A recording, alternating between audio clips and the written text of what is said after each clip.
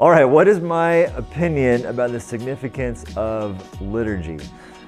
First of all, every church has a liturgy, whether it's, high church, sort of classic liturgy, or more low church like Discovery.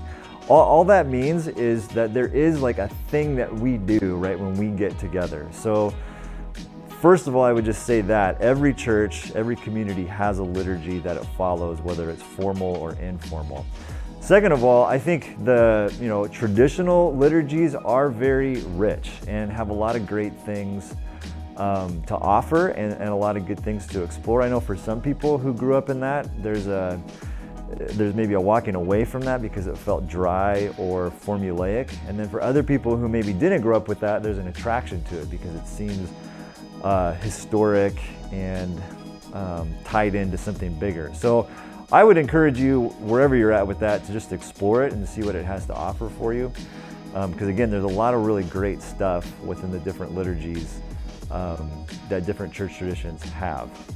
The last thing I would say is the word itself means the work of the people, and I love that because no matter what, there is this communal aspect to being in the church. So again, whatever your church structure is, it really is ultimately about the people and the community and what we are doing together. So hopefully that helps.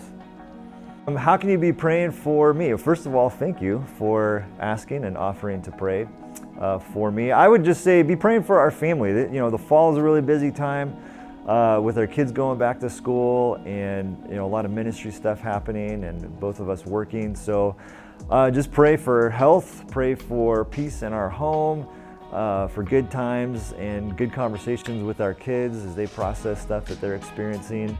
And pray for rest because, again, it's a busy season and we're looking forward to those moments where we get to just relax and hang out as a family.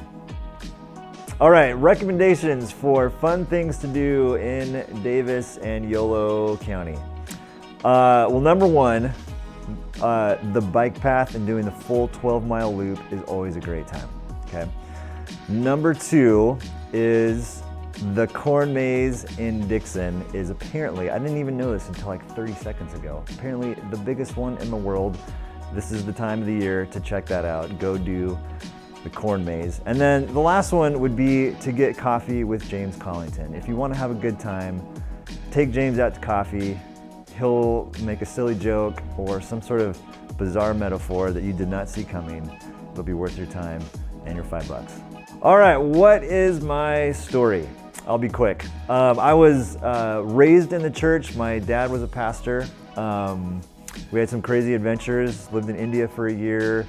My parents planted a church in Salinas. But growing up and all of that, I did not want anything to do with the church when I was graduating high school and heading off for college. My goal in life was to live in Santa Cruz, to be a dentist, be able to go surfing whenever I wanted, and basically not be bothered by people. So of course I end up in Davis as a lead pastor here at Discovery. There's a lot of things that happened in between there, and the main thing I will say is that Jesus got a hold of my life and completely changed my priorities and trajectory. If you would like to know more about that, I'd be happy to tell you sometime. So just send me a message and we'll go chat about it. But that's basically it.